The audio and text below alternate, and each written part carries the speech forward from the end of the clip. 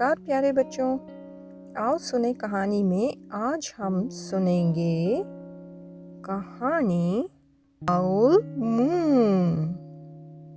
सर्दियों की एक रात को जब मेरे सोने का समय बहुत पहले पीछे छूट चुका था, मेरे पा और मैं आउलिंग के लिए गए।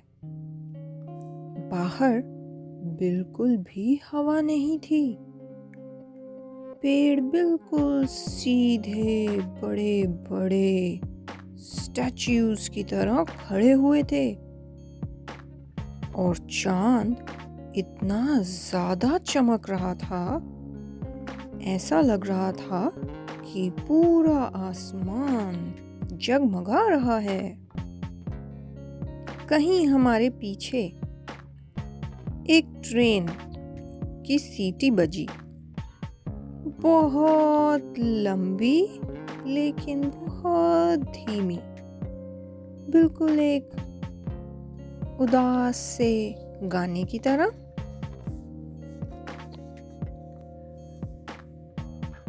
मेरे पा ने मेरे सिर के ऊपर जो ऊनी टोपी पहनाई थी, मैं उसके अंदर से भी उस आवाज को सुन सकती थी। तभी एक फार्म के डॉग ने उस ट्रेन को आंसर किया, यानी उसकी आवाज को सुनकर जवाब में वो भौंकने लगा। उसकी आवाज सुनकर एक और डॉग भौंकने लगा। ऐसा लग रहा था कि वो सब मिलकर गाना गा रहे हैं। ट्रेन्स और डॉग्स, बहुत देर तक इस तरह ही आवाजें आती रही और जब वो आवाजें बंद हो गई तब बिल्कुल सपने की तरह शांति वाली इतनी खूबसूरत जगह दिख रही थी। मैं और पा, हम दोनों वुड्स की तरफ जा रहे थे।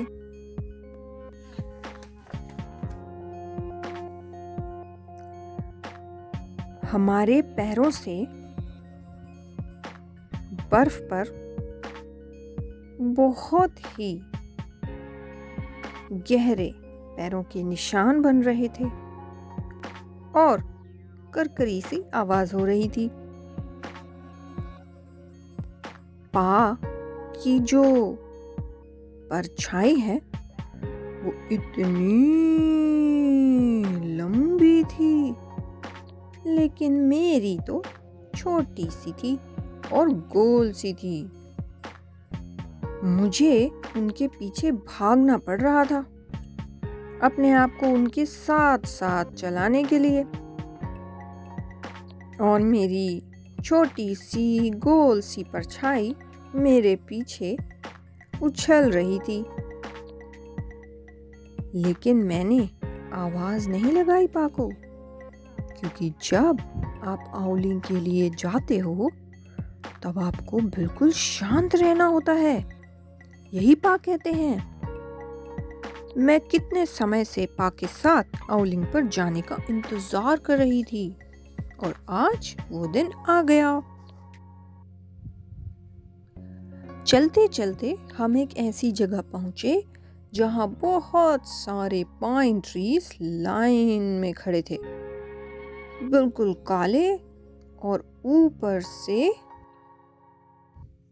तिकोने और नोक वाले। अब पा ने अपने दोनों हाथ अपने मुंह के पास लाए। मैं जहां थी वहीं रुक गई और इंतजार करने लगी। उन्होंने ऊपर देखा। ऐसा लग रहा था जैसे वो सितारों में कुछ ढूंढ रहे हैं या फिर कोई मैप पढ़ रहे हैं। और जो मून था उसने उनके फेस को एक सिल्वर मास्क की तरह बना दिया था। तभी उन्होंने कहा, हू हू हू हू हू हू। ऐसी आवाज एक बड़े हॉर्न्ड आउल की होती है। हू हू हू हू हू हू।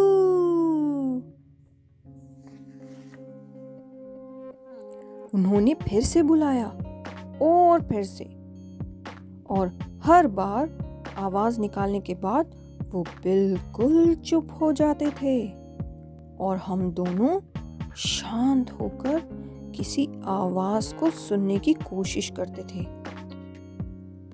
लेकिन कोई जवाब नहीं आया।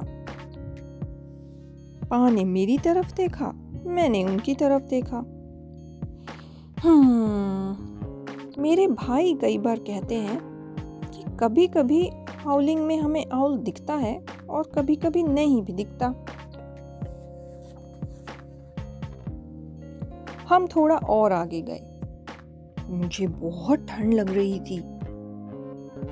ऐसे लग रहा था कि किसी ने अपने ठंडे ठंडे हाथ मेरे पीछे रख दिए हों और मेरी नाक और मेरे चीक्स सब इतने ठंडे हो रहे थे।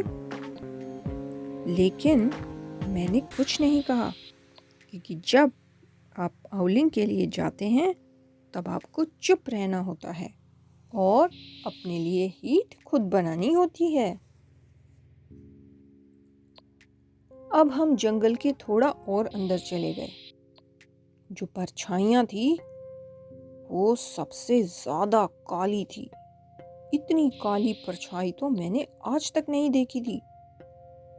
ऐसा लग रहा था जैसे कि वो बिल्कुल सफेद बर्फ के ऊपर काले काले निशान बना रही हैं।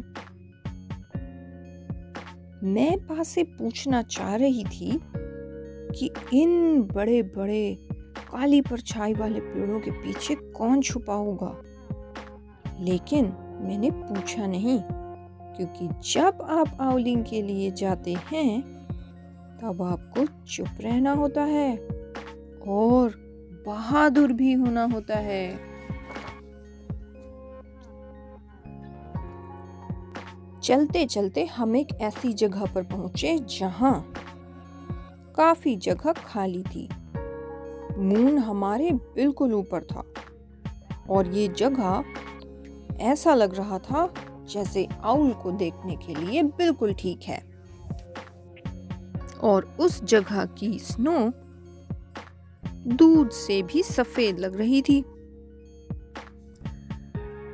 ने अपने दोनों हाथों से अपने स्कार्फ को और कस के पकड़ लिया ताकि मुझे थोड़ी गर्मी मिले, और फिर पा ने आवाज लगाई, हू हू हू हू हू हू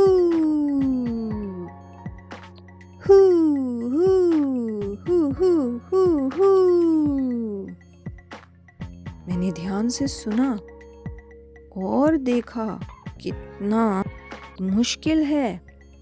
मैं ध्यान से देखने की कोशिश कर रही थी और ध्यान से सुनने की कोशिश कर रही थी, इतने ध्यान से कि मेरी आंखों में और मेरे कान में ही दर्द होने लगा। पा ने फिर से अपने हाथ ऊपर किए दोबारा आवाज लगाने के लिए, लेकिन उनके आवाज लगाने से पहले ही पेड़ों के पीछे से एक आवाज आई, हू हू हू हू हू हू। अब तो पा मुस्कुरा दिए। उन्होंने फिर से आवाज लगाई, हू हू हू हू हू हू। और ऐसा लग रहा था जैसे कि पा और आउल आपस में बातें कर रहे हैं, जैसे कि चांद कैसा है, सर्दी कैसी है। मैंने तो अपने स्कार्फ को अपने मुंह के ऊपर और कस के पकड़ लिया, लेकिन मुझे भी हंसी आ गई।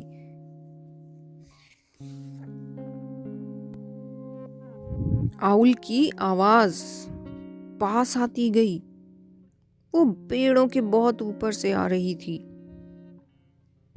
कुछ भी हिल नहीं रहा था, लेकिन तभी अचानक एक आउल की परछाई बड़े पेड़ के पीछे से निकलकर आई और हमारे बिल्कुल ऊपर से गई। हमने चुपचाप ध्यान से खड़े होकर उसे देखा और कुछ नहीं कहा। आउल ने फिर से आवाज लगाई। अब पा ने एकदम अपनी बड़ी वाली फ्लैशलाइट चलाई और उस आउल को हमने ध्यान से देखा जब वो एक पेड़ की डाल पर बैठ रहा था। 1 मिनट, 2 मिनट, 10 मिनट, शायद 100 मिनट तक हम एक दूसरे को देखते रहे। उस आउल ने अपने बड़े बड़े पंखों को फैलाया, वापस उड़कर अंदर चला गया। अब पा ने कहा, घर जाने का समय हो गया है। अब मैं जानती थी, अब मैं बात भी कर सकती हूँ, हंस भी सकती हूँ और जोर जोर से बोल भी सकती हूँ।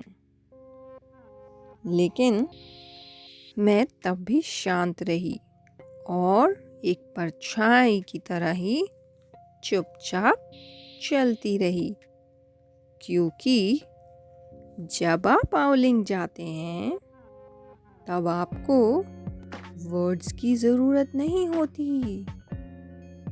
जैसा कि पा कहते हैं, आपको गर्मी की जरूरत नहीं होती, किसी चीज की जरूरत नहीं होती सिवाय उम्मीद के। ऐसा पा कहते हैं। और यही उम्मीद जो चुपचाप उड़कर आती है एक शाइनिंग आउल मून के नीचे। जेन यॉलेन, जिन्होंने बच्चों के लिए खूब सारी बुक्स और नॉवेल्स लिखे हैं, आउल मून उनकी फेवरेट बुक्स में से एक है, क्योंकि ये उनकी अपनी लाइफ से रिलेट करती है। उनके हस्बैंड के 3 बच्चों को लेकर अक्सर आउलिंग के लिए जाया करते थे, इसलिए ये कहानी बनाई है। आई होप कि आपको ये कहानी पसंद आई होगी। फिर मिलेंगे अगली कहानी के साथ। तब तक बाय बाय।